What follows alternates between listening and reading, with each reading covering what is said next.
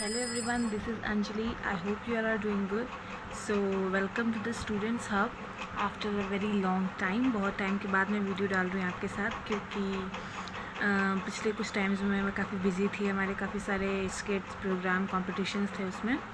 तो अब मैं कोशिश करूँगी कि लगातार आप लोगों के साथ लेसन प्लान की वीडियो जो है शेयर करती रहूँ। तो ये है आज की लेसन प्लान फर्स्ट की वीडियो जो कि है साइंस टॉपिक के ऊपर। As I am now in second year, तो अब हमें 6 to 8 क्लास तक के बच्चों के प्लान्स बनाने हैं, तो मैं भी उसी की वीडियो आपके साथ शेयर करूँगी। लेकिन अगर आपको फर्स्ट ईयर की चाहिए होगी तो भी आप मुझे बता दीजिएगा, मैं फ़र्स्ट ईयर की भी ट्राई करूँगी कि शेयर कर दूँ। तो हम बढ़ते हैं फिर अपने लेसन प्लान की तरफ। So this is my lesson plan, जिसमें मैंने देख लीजिए पहले क्या लिखा है। पहला जिसमें मैंने लिखा है people teacher name, people teacher का नेम। सब्जेक्ट क्या है वो सब्जेक्ट लिखा है मैंने। उसके बाद टॉपिक है, टॉपिक मैंने लिया है चैप्टर एनसीईआरटी का एयर अराउंड अस। उसके बाद टोटल स्टूडेंट क्लास में कितने होंगे, and then moving forward class duration, number of present students, number of absent students. बाद अगर हम आगे बढ़े तो फिर आ जाता है हमारा जर्नल ऑब्जेक्टिव्स। जनरल ऑब्जेक्टिव्स मतलब सामान्य उद्देश्य कि साइंस को पढ़ाने का हमारा उद्देश्य क्या है। मैं बहुत ज़्यादा इसे एक्सप्लेन नहीं करूँगी, फर्स्ट ईयर में भी आपने देखा भी होगा और बनाया भी होगा। तो ये हैं वो सारे जनरल ऑब्जेक्टिव्स जो मैंने लिखे हैं साइंस को पढ़ाने के उद्देश्य। आप चाहे तो इसे भी लिख सकते हैं। उसके बाद हम आ जाते हैं फिर स्पेसिफिक ऑब्जेक्टिव्स पर। यहाँ मैंने लिखे हैं स्पेसिफिक ऑब्जेक्टिव्स। स्पेसिफिक ऑब्जेक्टिव्स वो होते हैं कि आपको इस पर्टिकुलर चैप्टर के पढ़ाने के पीछे का उद्देश्य क्या है। तो ये हैं वो सारे स्पेसिफिक ऑब्जेक्टिव्स कि स्टूडेंट जो है अपने आसपास के सराउंडिंग का टेम्परेचर के बारे में जान पाएंगे, एयर की इम्पोर्टेंस हमारी लाइफ में जान पाएंगे, कंपोनेंट्स के बारे में अवेयर होंगे, एयर के कंपोनेंट्स के बारे में। और उसके बाद मैंने लास्ट लिखा है कि एयर में और कौन सी दूसरी गैस प्रेजेंट होती है, स्टूडेंट्स जो है उनके बारे में जानने में एबल होंगे। उसके बाद आ जाता है टीचिंग एड्स। मैं आज यहाँ पे मैंने जो लिया है वो है black board, chalk, duster, flash card, candle glass. Candle glass जो है मैंने एक एक्टिविटी के लिए लिया है जो कि एनसीईआरटी में से ही ली है मैंने, और वो आपको आपके पता चल जाएगा कि कौन सी एक्टिविटी है। उसके बाद हम आ जाते हैं प्रीवियस नॉलेज पर कि बच्चे की प्रीवियस नॉलेज क्या है। तो मैंने लिखा है कि बच्चे जो हैं उनसे एक्सपेक्ट किया जाता है कि उनको एयर के बारे में थोड़ी सी इन्फॉर्मेशन होगी कि ये एयर को हवा कहते हैं और वो हमारे आसपास चलती है, ऐसा कुछ। उसके बाद हम आ जाते हैं प्रीवियस नॉलेज टेस्टिंग पर कि बच्चों की जो प्रीवियस नॉलेज है उसकी हम टेस्टिंग करते हैं। तो उसमें मैंने एक सारे कुछ क्वेश्चंस डाले हैं। So how it's today's weather, तो मैं बच्चों से पूछूंगी कि आज का वेदर क्या है, वो बच्चों उस हिसाब से क्वेश्चन करेंगे। तो यहाँ पे हॉट, कोल्ड, ह्यूमिड जैसा भी वेदर है उसके हिसाब से आप एट द टाइम भी लिख सकते हैं या पहले भी लिख सकते हैं। उसके बाद मैंने लिया अगला question, do you feel air today in environment, क्या आपको आज एनवायरनमेंट में हवा फील हो रही है। तो बच्चे कुछ येस कहेंगे, कुछ नो। उसके बाद मेरा टॉपिक का क्वेश्चन होगा कि do you know what is air. मैं बच्चे से पूछूंगी कि आपको पता है कि हवा एग्जैक्टली होती क्या है। तो बच्चे जो हैं उसका आंसर नहीं कर पाएंगे इन साइंटिफिक वे में। तो आप इसमें ऐड कर सकते हैं do you know what is air in science. तो बच्चे के लिए वो प्रॉब्लमैटिक क्वेश्चन होगा, जिससे फिर हम टॉपिक की तरफ आएंगे। अनाउंसमेंट ऑफ द टॉपिक करेंगे हमारा, जो कि होगा so students today will be discuss about air around us. उसके बाद जो है हम प्रेजेंटेशन वाले पार्ट पर आ जाते हैं। प्रेजेंटेशन वाले पार्ट में वही सब है जो हम प्रीवियस ईयर में किए थे। Science series number, teaching point, people teachers activity, students activity और इवैल्यूएशन।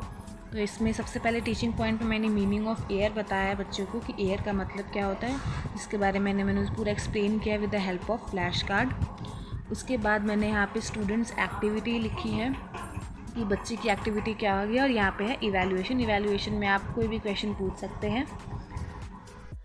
उसके बाद आगे मैंने अगला जो सब टॉपिक है वो लिया है विंड। विंड क्या होता है उसके बारे में मैंने बच्चों को बताया है, और स्टूडेंट्स एक्टिविटी। देन ऑक्सीजन, और ये सारी जितनी भी गैसेज हैं, जितना भी टॉपिक है उसके बारे में हम बहुत ज़्यादा डिटेल में बच्चों को इन्फॉर्मेशन नहीं देंगे 6 क्लास के लेवल पे। थोड़ी थोड़ी नेसेसरी इन्फॉर्मेशन जितना उनके बुक में है उतना ही मैंने लिखा है, और आई गेस उतना ही हमें देना भी चाहिए। उसके बाद आ जाता है एटमॉस्फेयर टर्म कि एटमॉस्फेयर क्या होती है, उसके बारे में मैंने बच्चों को यहाँ पे एक्सप्लेन किया है with the help of flash card. Flash card आप बना सकते हैं एटमॉस्फेयर पर, उसकी लेयर के बारे में बता सकते हैं। देन मूविंग फॉरवर्ड नाइट्रोजन पे आ जाते हैं हम।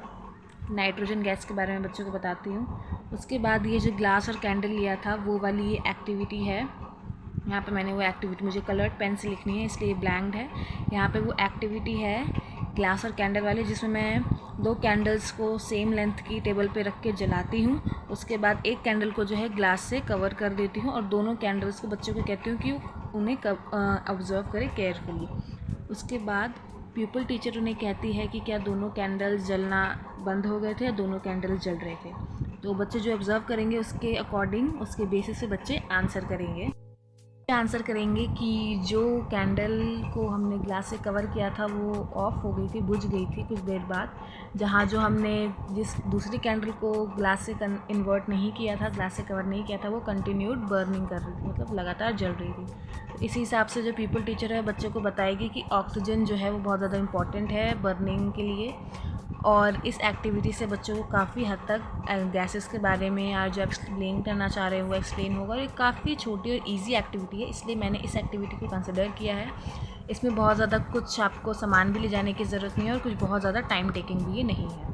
That's why I recommend you कि अगर आप ये चैप्टर रीड पढ़ा रहे हैं बच्चों को तो आप यही एक्टिविटी लें, दिस इज़ द बेस्ट। उसके बाद हम आगे आ जाते हैं कार्बन डाइऑक्साइड पे।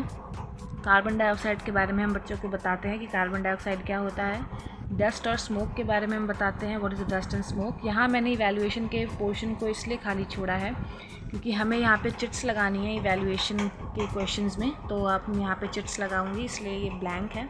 आप कोई भी क्वेश्चन ले सकते हैं, जैसे आप पूछ सकते हैं व्हाट इज़ कार्बन डाइऑक्साइड और why is necessary carbon dioxide, dust and smoke क्या होती है, स्मोक और डस्ट में क्या डिफरेंस होता है।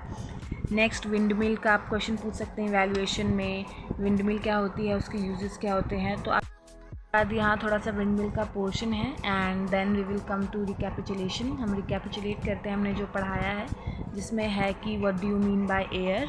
एयर से बच्चे क्या समझते हैं, ऑक्सीजन क्या है, difference between air and wind, air और विंड के बीच का डिफरेंस क्या है, हम वो बच्चों से पूछते हैं। उसके बाद विंड मिल को डिफाइन करने के लिए हम बच्चों को कहते हैं। And then moving last at learning extensions. Learning extension के ऊपर हम बढ़ते हैं, जिसमें मैंने बच्चों को यहाँ होमवर्क दिया है कि draw composition of air in your notebook and label it. Air में किन किन गैसेस का कॉम्पोजिशन होता है वो एक बच्चों को ड्रॉ करना है और उसको लेबल करना है। And then here comes to supervisor remarks. तो ये था मेरा लेसन प्लान पहला सेकेंड ईयर का। साइंस के ऊपर टॉपिक है air around us. I hope आप लोगों को ये बेनिफिशियल लगा होगा। अगर थोड़ा सा भी बेनिफिशियल इन्फॉर्मेटिव लगा है, आपको इससे हेल्प मिली है, तो प्लीज़ लाइक कीजिएगा वीडियो को, कमेंट कीजिएगा, अपना फीडबैक दीजिएगा कमेंट में एंड शेयर कीजिएगा अपने मेट्स के साथ भी। और मेरे चैनल पे इसी तरीके से आगे बहुत सारी वीडियोज़ आपको देखने को मिलेगी, बहुत सारी फाइल्स की वीडियो भी देखने को मिलेगी। मेरे चैनल के साथ बने रहिएगा, सब्सक्राइब कीजिएगा चैनल को एंड थैंक्स फॉर वॉचिंग।